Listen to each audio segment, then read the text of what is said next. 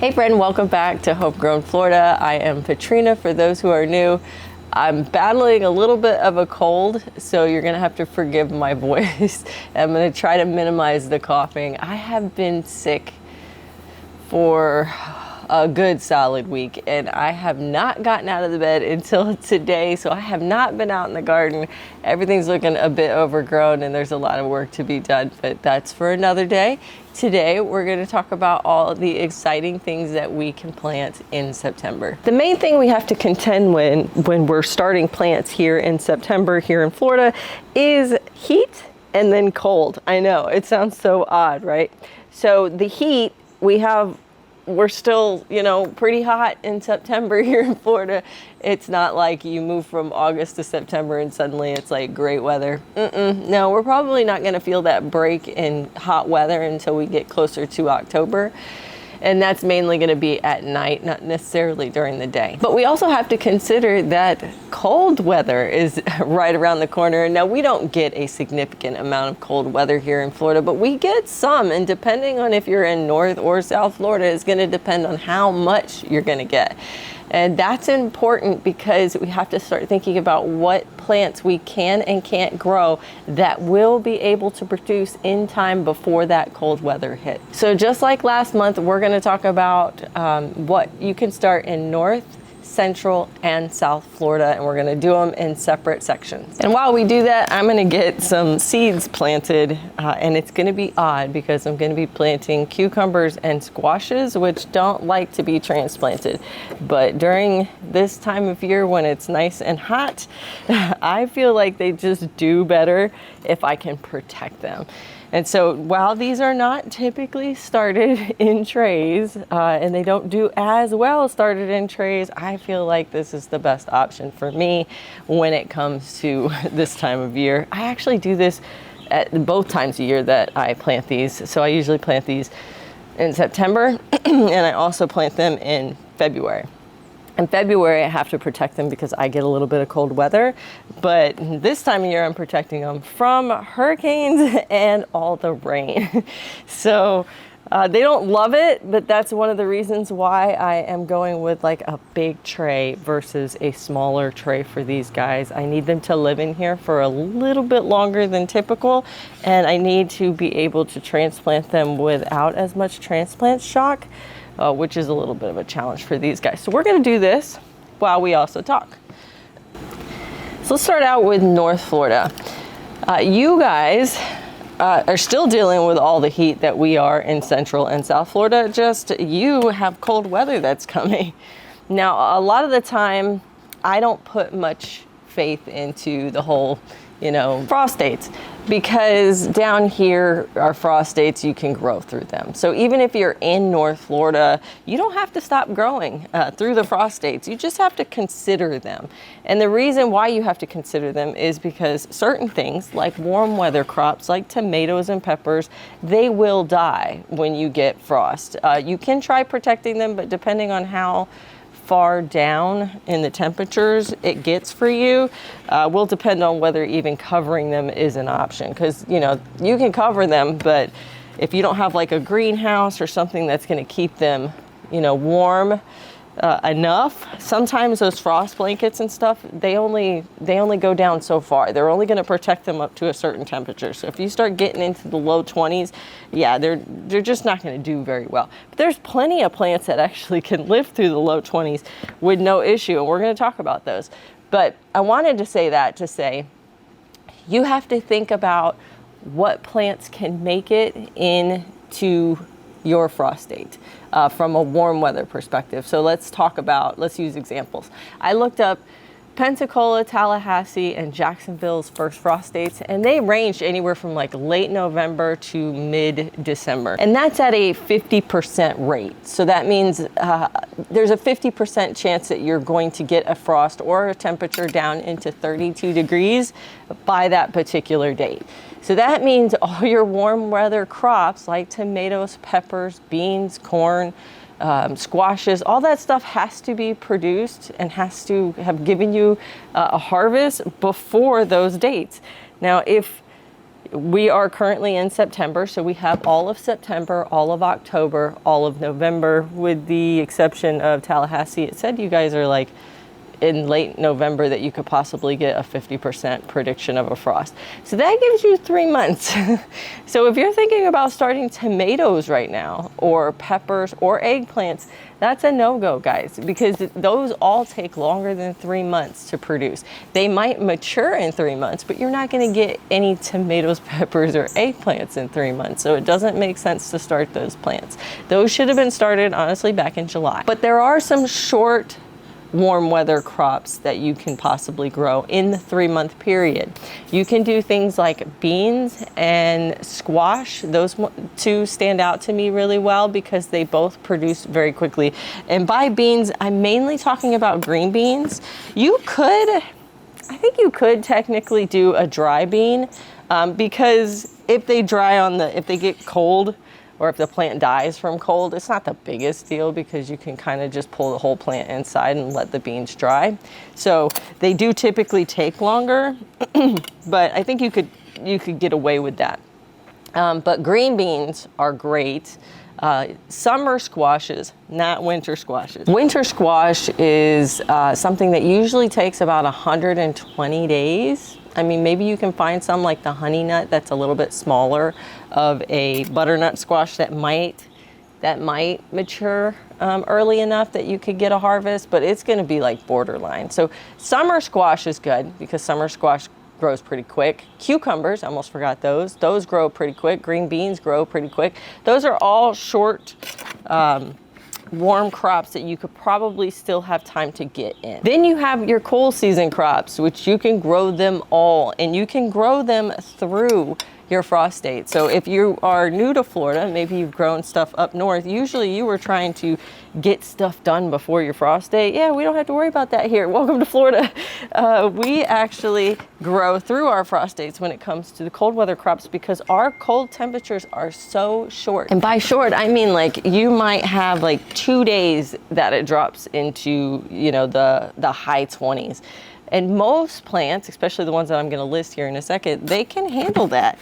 They might get some damaged leaves, and if it gets into the mid to low 20s, you might throw a frost blanket over it or some sheets over it, but they'll survive just fine. And in fact, they actually produce better. So which plants am I talking about? I'm talking about brassicas, all the brassicas. So broccoli, cauliflower, kohlrabi, cabbage, kale. What else? I think that's all is that all the brassicas? I think it is. Then you have all of the leafy greens, right? So we said kale, that's part of the brassica family, but mustards, arugula, lettuce, Swiss chard, pretty much all of the greens. Escarole, endive. Then you have all the root crops, right? So turnips, rutabagas, radishes, carrots. I personally wait till October to start carrots. They are really cold hardy. They can pretty much make it through any cold temperature. So I don't really worry too much about getting them started super early. I feel like September is just a little bit hard to get them to germinate because of the heat and how the evaporation occurs, and they're so tiny of a seed that it's hard to get them to germinate, and they have a long germination period. It takes like 3 weeks, so you got to keep them moist for 3 weeks, and they're a tiny seed on the top of the soil. It's hard. So I usually wait till October, but technically you could start them in September. Then you have beets. Onions. Onions are a really good one. You want to start those in September, and I'm specifically talking about bulbing onions, not necessarily the green onions, because the green onions, you can pretty much start those all year round. But the bulbing onions, to get them to be mature at the right time of year that they need to bunch or to become a bulb, you have to get those started in September.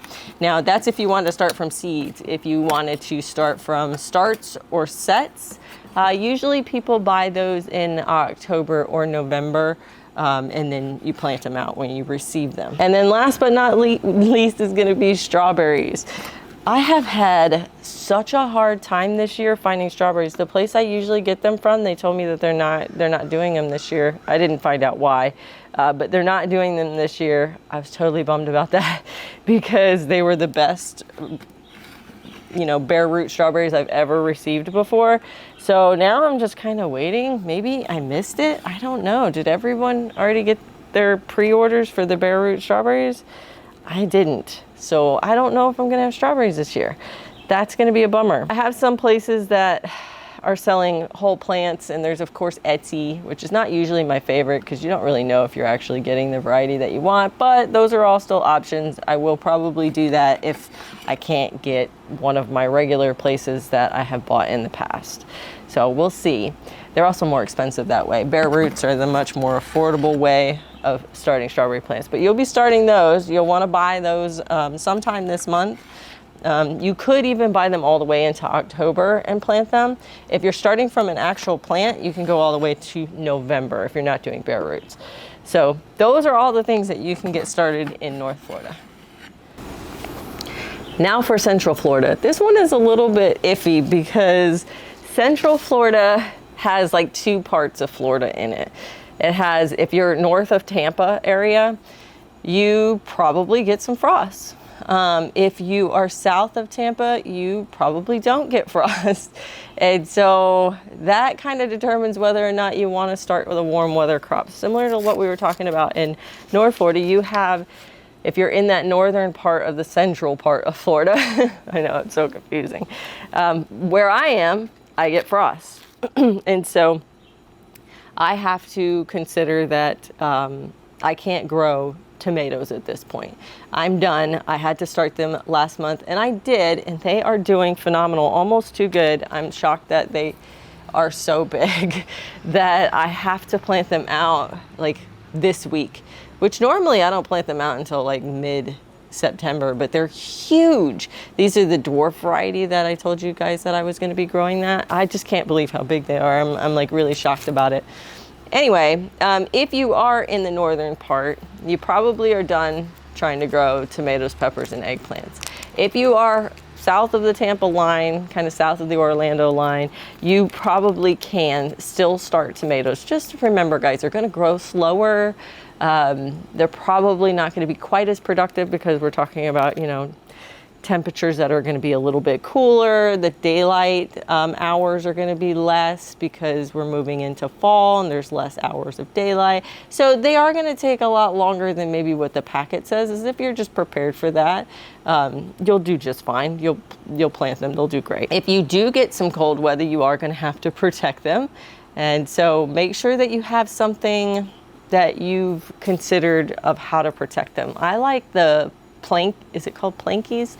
Plankies frost blankets. I'll put it down in the description. That's what I like to use, but honestly, once that just gets me through my first frost. By the time I hit January, I get several frosts, and that will kill out my tomatoes, and I'm not gonna sit here and baby them through. They need to make it or not. But hey, you might feel differently. You might baby them. You can grow all the short season varieties as well. So short season warm crops, that's going to be your cucumbers, summer squashes, beans, corn if you want to, cucumbers, all of those, you're good to go right now. I would get those started ASAP. That's actually what I'm doing right here. And I'm starting my cucumbers and my summer squash. I'm actually starting some winter squash too. I know it kind of goes against what I just said to North Florida. But the ones that I'm starting, I know I can grow them fast. And if they don't make it, I don't get my heart broken. Like, I know that I'm chancing things, so it doesn't bother me, but you know, it might bother you. So if that is something, you know, don't chance it if it's not gonna work out in the long run. But I don't mind. I'm always like a little bit of a risk taker when it comes to starting plants outside of season, just to see what would happen. Started some cantaloupe in the dead of summer. Yeah, those didn't work. Those did not work at all. The okra did good. The cantaloupes did not. But that's okay. I have seed. Seed is cheap. All right, next up is the cold weather crops. So that's going to be all the brassicas, kale, mustard, Swiss chard, beets, turnips, rutabagas. The only ones I really don't do this time of year, I usually wait one more month, is going to be carrots, for the same reason that I mentioned for North Florida. They are very hard to keep moist and germinated at this time of year. I'll even put a cardboard or some plastic or a sheet or something down on top of the seeds to help them stay moist. But even then, like, I have the hardest time getting them to germinate in September. I usually have a lot better of a chance of getting them to germinate in October. And then the other one that I'm waiting on, technically, according to like IFAS and everyone else out there, they say you can start lettuce. I'm not going to do that. There are some really heat tolerant lettuces that might do okay. I'm thinking like a Nui and Jericho, and there's several kinds that can possibly do okay this time of year, but I just feel like the taste, I'm very sensitive to that bitter taste, and so I don't want to chance it with that bitter taste. So I'm going to wait till October. It grows fast. I'm also waiting on radishes to October. If you were to start a daikon radish, you could probably do just fine with a daikon, because the daikons will produce.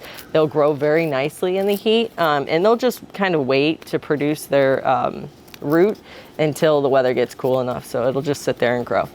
But I want to grow watermelon radishes. And those are a little bit more traditional. They are a little bit more heat tolerant, but I want to grow those. And so I'm going to wait a little bit longer on those. Onions, you'll want to start those. That is more of a time of year thing than it is a, you want to hit a certain month. So that's always September here for the bulbing onions. And then I'm also going to be starting potatoes, Irish potatoes, white potatoes. They're not always white, right? Sometimes they're red or purple or whatever, but I'm going to start cow white, golden nugget, and huckleberry gold. And it's kind of a little bit of a gamble with fall potatoes. Some people say not to do it. I have had luck. I have been able to grow potatoes, just not super huge. They usually like going from like cold weather into warm, so I have a lot better of a result with spring potatoes than I do with fall potatoes, but I still get potatoes, so I'm gonna keep trying them. So up to your discretion whether you want to actually start potatoes or not. If you do, bury them deep. They need to stay a little bit cool. Bury them deep, put lots of mulch on top. We need to try to keep them somewhat cool as they sprout. And then you also want to think about when the potatoes sprout underground, they rot away much quicker in September than they do like if you were to drop them in February or March, because we have a lot more rain, we have a lot more hurricanes, and it will rot the potatoes. So make sure that they're sprouted ahead of time. Don't put potatoes in the ground that are not sprouted if you're growing them in fall. You could probably get away with that in spring, not such a big deal. And then the other thing I would warn you on with those is cutting your potatoes. So a lot of people will cut their potatoes, they'll half them or quarter them just so that there's enough sprouts or eyes on them.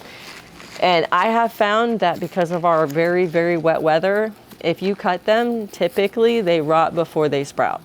Or even if they do sprout, the plant kind of dies too quickly, or the potato dies too quickly before the plant has a chance to establish, and they do it that way. So I actually plant a whole potato when it comes to fall. Totally up to you. You could try it both ways and see if it works. But if you do cut them, just make sure that you are letting them scab over really, really good, and try not to water that bed too much, so that way when the rain comes, that you're not making it worse. We're just about to jump into South Florida and all the cool things that they could grow. You guys are going to be super excited for this month. But before we jump into that, make sure to pick up a copy of my book, Homegrown Florida Gardening Guide. This is a guide for all Florida growers. It has 30 different vegetables, a chapter for each vegetable. It tells you exactly how to grow it, my favorite varieties, and everything you ever wanted to know, including pest management, disease management, how to harvest, how many plants you need to feed a family of 4, like the whole thing, pictures and everything are included. You will want to pick this up on my website, homegrownfloridagarden.com. Now for South Florida, I know you guys have been waiting so patiently. It has been so hot. It's still hot. I know it's really hot for you guys down there. And it might surprise you that some of these things can survive right now. And that's mainly because seedlings don't necessarily need it to be the perfect temperature for them to survive. They just need it to be the right temperature by the time they are mature. So you can start tomatoes, eggplants, cucumbers, peppers, squashes, beans, corn, like the whole thing. All the warm weather crops, you can start those. You don't have to worry about a frost. Things will grow more slowly, right? They are going to grow more slowly because there is less number of daylights and the temperature is going to be a little bit cooler. But honestly, even in like dead of winter, aka January, the temperature is never going to be so cold that your tomato plants are going to be like slowed down. You might get a couple of nights and they might slow down for like a day or two, but not really, guys. And they're gonna do very well through the winter. That's actually when you grow them. It's gonna be best for you to grow them during the winter, and you're gonna get a wonderful crop. It's gonna be less rainy. It's all the wonderful things. So that's when you want to grow your tomatoes. So you can still start those, and honestly, you can keep starting those for probably another month or two. You just have to start thinking about when your heat arrives. Your heat kind of arrives in like the true heat. I'm not saying just regular heat. I'm talking about like too hot for tomatoes to grow, 85 degrees. That's going to start arriving in like April. So you need at least that much runway. So you need 4 to 5 months. So you can probably start them in September, October, November. So you have some time. And all of the shorter season warm crops, you can definitely start those. Now, when it comes to cold weather crops, you have such a short season, guys. You have such a tiny short season. I know that there is some folks who believe that in South Florida you can't grow the cold weather crops. That's not actually true. I have a lot of friends that live down there, that grow down there, and I've had a lot of communication with them, and I've worked with a lot of people in my consultation to grow the cold weather crops. It can happen. The trick is varieties. Like, you have to be like super specific on the varieties you grow. You can't just pick any old broccoli. You have to pick the most heat tolerant broccoli. You have to pick the shortest days to harvest carrots. You know what I mean? You have to be picking the things that can handle heat and grow quickly. A lot of the times this means that you're going to be getting into hybrids. If you've been growing mostly heirlooms, cool. If you've been struggling with growing mostly heirlooms, that's probably why, because you need something that can handle the heat and also can grow quickly. And honestly, that's a hybrid. Hybrids are not the same as GMO. It's not the same thing. Hybrids just mean that they took two plants and they cross-pollinated them by moving pollen from one flower to another, just like a bee would. And then that creates a new variety. And that's basically what a hybrid is. So in a lot of ways, I think hybrids are your best bet when it comes to the cold weather crops, especially if you want to grow like a full head of broccoli or cauliflower. You really want to get into those. The heirlooms can work if you hit the timing just perfect and it is a year that maybe isn't quite as warm and you get a little bit cooler of temperatures. Like, all the stars have to align for that to happen. So consider some hybrids. Consider the most heat tolerant. They are in my book, the ones that I suggest. You can also find them on my website, homegrownfloridagarden.com. So that is what I want to encourage you, is to start thinking about your cool season crops. And that's going to be the long ones, right? So that's going to be broccoli, cauliflower. You can try Brussels sprouts. Even the hybrid Brussels sprouts, I'm not sure that that's going to work great for you. Same thing with celery. You can try the hybrid celeries. But Brussels sprouts and celeries, I don't know. If you're kind of like a go-getter and you want to try different things, go for it. If you're a beginner, you may not want to start with those two plants. They are going to be very hard to do in South Florida. But all the rest of them, you can absolutely do. You can do your kales, you could do your mustards, you could do your kohlrabis. There's a lot. Now, the shorter season things like your radishes, beets, lettuces, those kinds of things, I would wait another month. Next month, you'll be getting into those. You need a break in the temperatures at night for some of those. They're very short season, which means you can usually grow them in about 60 days, sometimes 30 to 60 days. And your temperatures just aren't going to be cool enough for them by the time that happens. And when I'm talking about your temperatures, I'm talking about your nighttime temperatures, not your daytime temperatures. If you go with a heat tolerant variety that is a shorter days this season and a hybrid, they really can stand the really hot temperatures during the day. They just can't handle it at night. So if your nighttime temperatures haven't dropped yet, at least into somewhat into the 60s, low 70s, high 60s, they're not going to be as happy. They're not going to produce as well, and sometimes those little seedlings will fail. You also can be starting the onions. You're going to want to start looking for your strawberries. You may not want to start planting them yet. If you get bare roots, try to schedule them to get them like in October. If you're going with live plants, I wouldn't buy live plants until October. So we're gonna get these guys watered in, and then I'm gonna walk you around the garden. It's a mess, but I'm gonna walk you around the garden. I'm gonna show you what I'm still able to harvest. So if you were following along through the months with me on my monthly videos on what to start, I will show you exactly what kind of things I'm harvesting now according to that schedule. So we're going to start off in these beds right here. The peanuts, they are starting to die out. You can see they have some yellowing. The peppers are doing okay. They're very small. Like these are the cubanellas, and they'll get probably about double this size. You can see them right here. Very, very tiny. I need to lay down some compost and help them get fed again. Over here, I had my squash plant that had root knot nematodes, and it did not do super great. It did produce, and I got a couple squashes off of it, but then it was starting to die out. So I pulled it up, and we put down some sun hemp to help repel the root knot nematodes. I'm also gonna put down some crab meal, and that should help as well. These beds, I never got around to cleaning that one out before I got sick. And I only got the beans about halfway, but we do actually have some beans that I'm still harvesting. I try to come out every couple of days and pull them, but I haven't been feeling well. So there's several out here. I need to get out today to get them pulled. This bed we cleared together, and it is got a few of the sun hemps trying to grow back. I'm gonna have to push those down. You can see them further out right there. It's trying to grow back, but that's okay. You can see that it's created like this straw effect, which is very nice mulch, but I haven't planted anything here yet.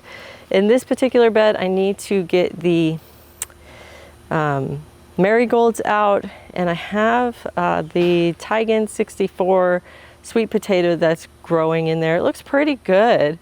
I suspect I have some nice sweet potatoes in there. That bed right there also has sweet potatoes. I've been hunting around to see if I could find any. That's the Beauregard variety, but I'm not seeing any, and the plants are not looking great. So I think there's like a nutrient issue. I did get my soil test back if you were with me when we were prepping the bed. So there was some weird stuff going on with that soil test. So I'm actually doing another set of soil tests because like it's very odd. I'll share that with you another time, but I'm wondering if I have some issues with nutrients in that particular bed, because these guys are doing great. These sweet potatoes right here, they're like huge, but the ones over there, it just doesn't look really good. Now I've had that happen before and still got a really good harvest, but we'll see. I haven't planted any of these beds. Nothing, and I need to because my tomatoes are ridiculous. I'm so excited about my echinacea. Look. This is an echinacea I've been trying to grow for 2 years to come back for a medicinal plant, and it came back this year, and I'm so excited. It is a perennial. It's sometimes as hard to grow echinacea here in Florida. There is a plant, a purple coneflower, that is a native, but for some reason I just can't get that stuff to come back. I still have my little Everglade that I planted super late. And it is flowering, so I suspect this will be my first plant that's actually giving me tomatoes. Very exciting. I pulled down the squash, mainly because of this pineapple right here It is just about ready to pick. We're gonna pick that together. It has just a little bit around the back that still needs to turn yellow, but I saw a bunch of squirrels. They were really interested in the pineapple. I already harvested one, we have that one, but they were living inside of the squash plant, and I feel like they were like planting the demise of my pineapple. So the squash plant wasn't really doing very well. It had already produced a lot. I don't need any more squash. Like, I have plenty of squash. I got a great amount of squash to use for decoration for the fall, but also to eat. So I was just like, I'm gonna pull it down. The Tigan 64 sweet potatoes over here, they're doing okay. They're not as green. The top part there is turning yellow. I've got a lot of animal, like little bug marks. That's fine. I can see inside that I have squashes, or I'm sorry, sweet potatoes. I can see them. They don't look like they're sizing up as much as I want, so we're gonna let them continue to go. Headed down the fruit row here, I have some figs, which I am so stoked about. I don't think that the figs are supposed to grow this time of year, or there's like 2 times a year that they can grow. They didn't grow for me the last time that they're supposed to, weren't during spring, because I had just transplanted this. So they're growing now. I don't know if I'll be able to keep those, but we'll see. The sherbet berry is still producing.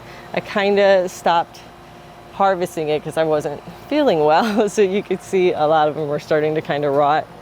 I've started harvesting my elderberry.